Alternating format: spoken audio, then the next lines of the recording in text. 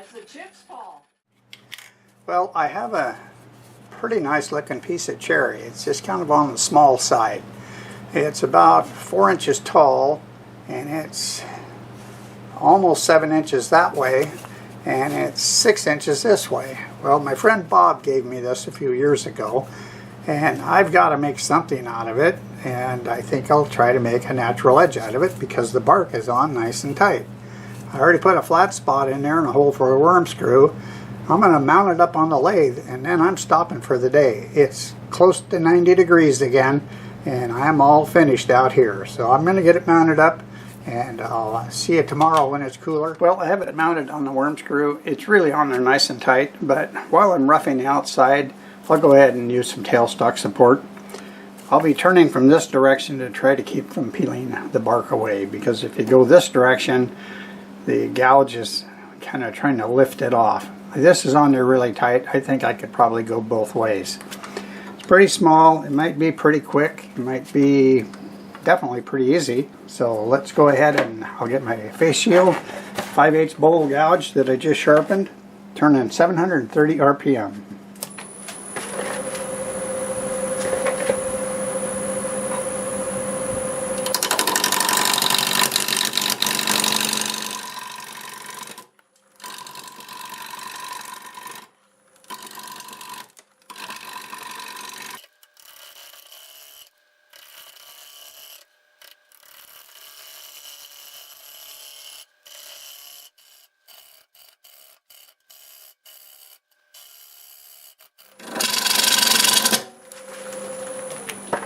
Well, it is definitely dry.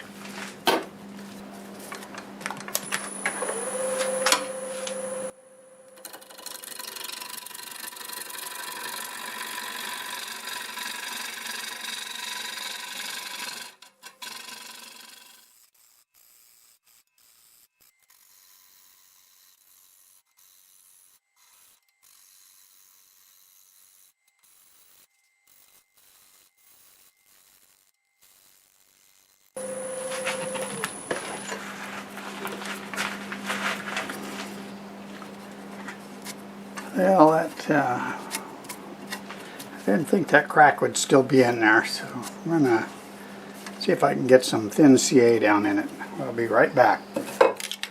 So this wood is really dry. I'm getting a little bit of tear out on this side and straight across. I'm going to switch to the 1/2 inch bowl gouge, which is also freshly sharpened, and just see if we can clean that up with a nice easy cut.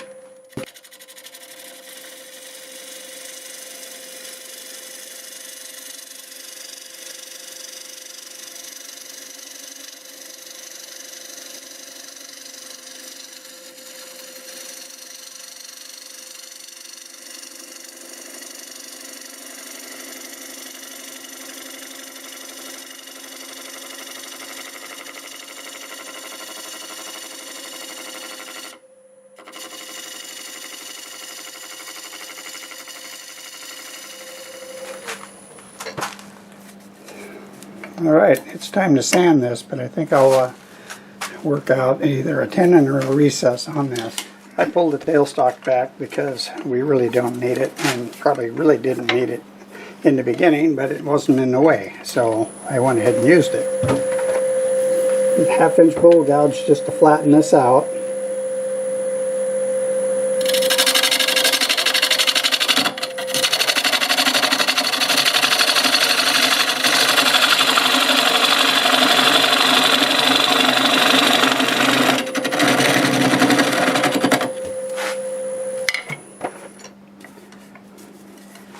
Pretty much cleaned it up.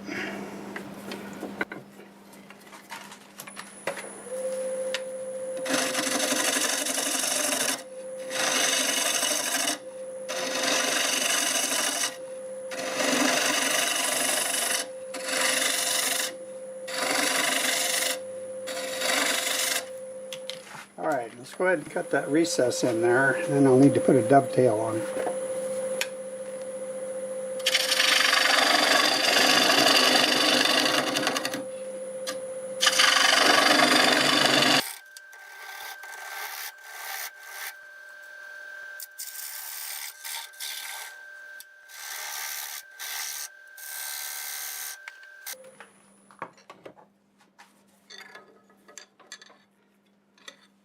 So I have a homemade dovetail cutter from a very inexpensive set of chisels.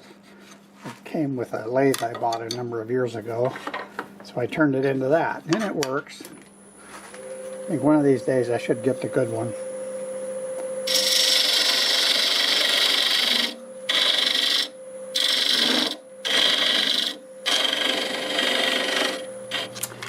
A little spot right here where the bark was kind of peeling up. So I'm going to put some of the medium star bond on it, hit it with some accelerator, and then I'll start sanding with a sheet of paper 120 because I seem to be out of discs. So I'll do this with a sheet and then I'll continue with discs up through 400, and that's enough time on that because I hit it with accelerator. So we'll go ahead and start sanding. That's about 450 RPM. So not too bad for a small diameter like this. And I'll switch. I've got 180 on here, and I'll continue up to 400. I'll come back and we'll get some kind of a finish on this.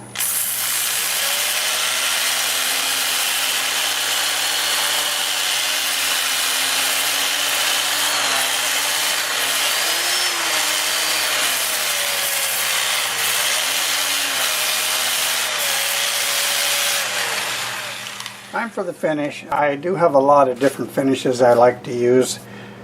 Today I'll be using shellac on this. So I use a shellac based sanding sealer. And I like shellac on a more natural piece of wood, you know, that has some bark and has some cracks and whatnot. I like other finishes for my segmented work, but I do like shellac. And you can see the colors coming out of here. That's one of the reasons.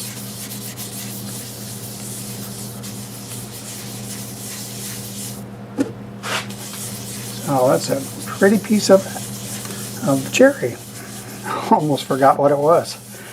I had that in the back room for a long time and almost forgot I had it. So yeah, that's about it. A lot of times I like to flip it around at this point in time and turn the inside, but I think I'll do all the finishing now just because I have that recess and I think it'll be easier to take care of that right now, because I'm not going to be flipping it around to remove a tenon where I can do that. So I'll get all the finish on it, the shellac and all, and I'll come back and we'll have it flipped around. Yeah, I think that's going to be pretty nice. Well, I got it turned around and it was on the worm screw really tight. It's small, shiny, hard to get a good grip on it, and with my shoulder still healing, I didn't want to push my luck. So I remembered I had this little strap wrench that goes around it, and you've got all the leverage you need, and it comes right off. I'll tell you what, I think every wood turner should have one of these. I'm going to go ahead and sharpen up my 1/2 inch bowl gouge, and we will start hollowing out the inside. Alright, we'll be turning about 750 RPM.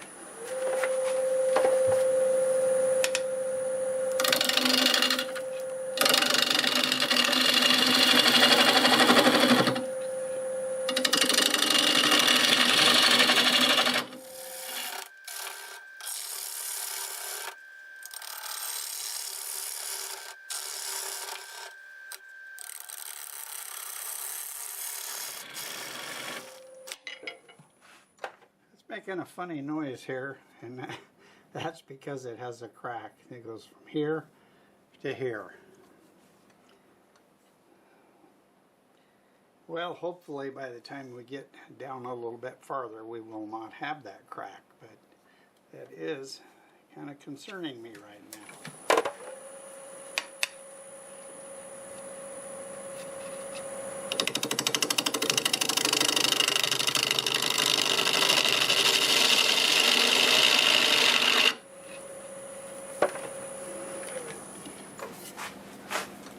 Yeah, it was sounding like it was trying to come off, but it was that crack right there. Those words will come back to haunt me.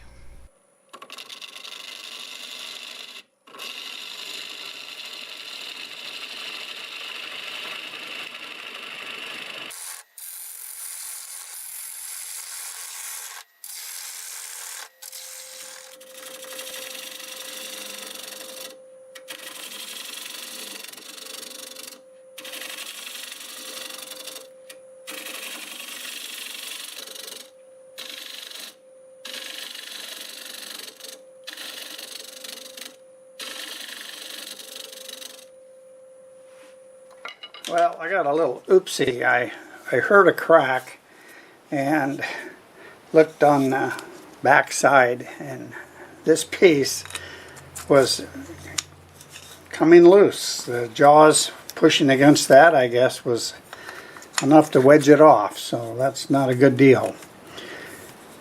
I'm going to try to put this back on that hole, get these glued in place enough to rechuck it up and turn it, and then probably turn that off because I'm not going to want a glue joint in there. I'll mess around with this and come back and let you know if we can save it.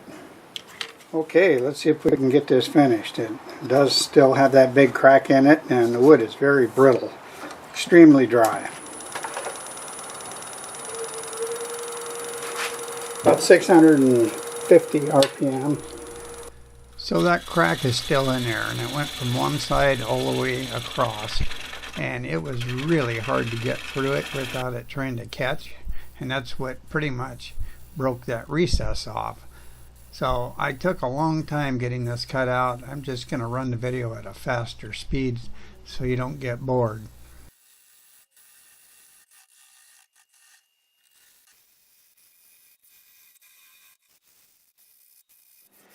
Okay, I'm back. I just did a little bit of measuring, and because I'll probably cut that piece off that I glued on, I only need to take about 1/2 to 5/8 more off of that bottom, and then I think it's time to sand. And that really glued together pretty nice, but I know it's there and I don't like it, so I'll probably shorten it.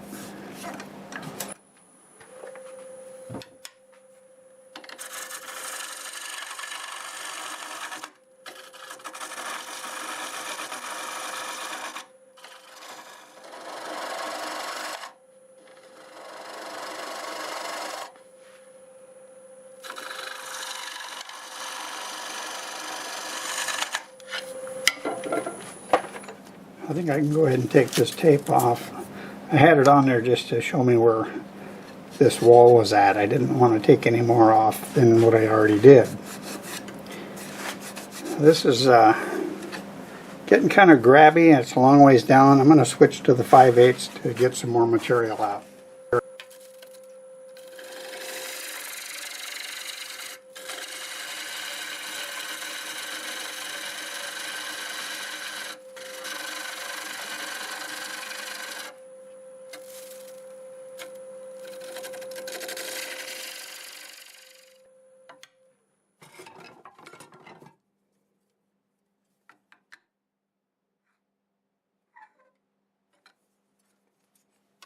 Alright, you'd think this would be easy because it's small, but it's kind of hard to get anything in here, and I don't want to sand this by hand spinning because it's not flat.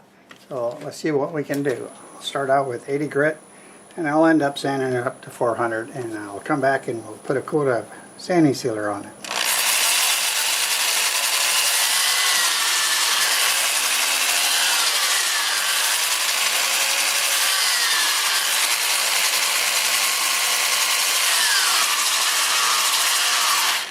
Alright, got the lathe going forward at about 350 RPM, so I'll see you pretty soon.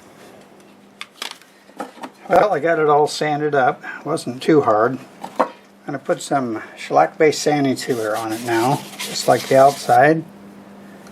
I know you can't see too well in here, but it's nice looking wood for sure. But am I going to be able to save this? I still have to cut that bottom off.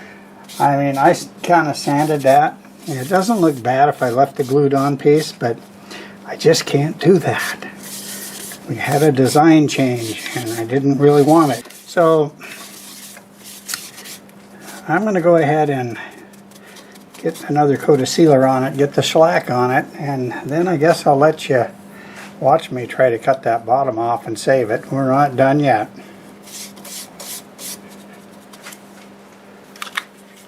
Well, normally I'd say it's time to remove the tenon, but I didn't use the tenon, I used a recess.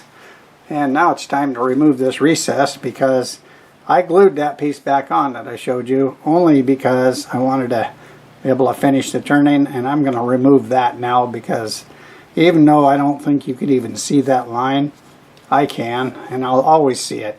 So I'm going to turn it away, and it's tall enough that I think I can afford to make it shorter. It might even look better, so that's what we're going to do.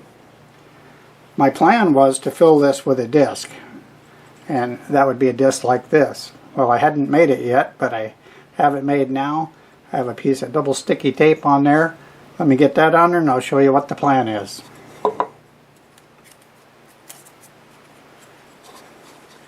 Okay, I'm just going to put that in. That fits good. I already have a center on here from when I turned that. I'm going to put it up against a block in my chuck, like so. Now I haven't tested this, but if everything goes right, that should spin pretty round. And it does. That's about as round as I've ever had one spin after doing this. Made sense though. Okay, so I'm gonna cut this away down to that glue joint, and then we'll start blending in, and that disc is gonna act like the nub, and that will stay on there until I take the nub off. That'll be easy because I just popped the tape loose. That's the plan anyways. I'm gonna use my 1/2-inch bowl gouge.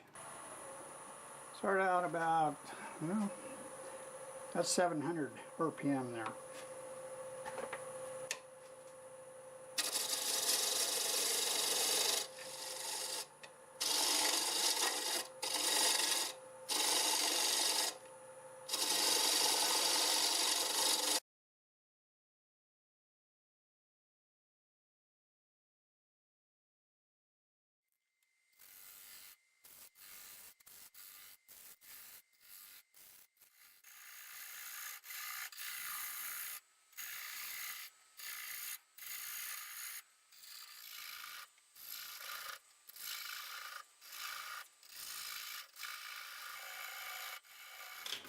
Yeah, so I had to stop and remove the additional piece I put on there because the double sticky tape was starting to slip.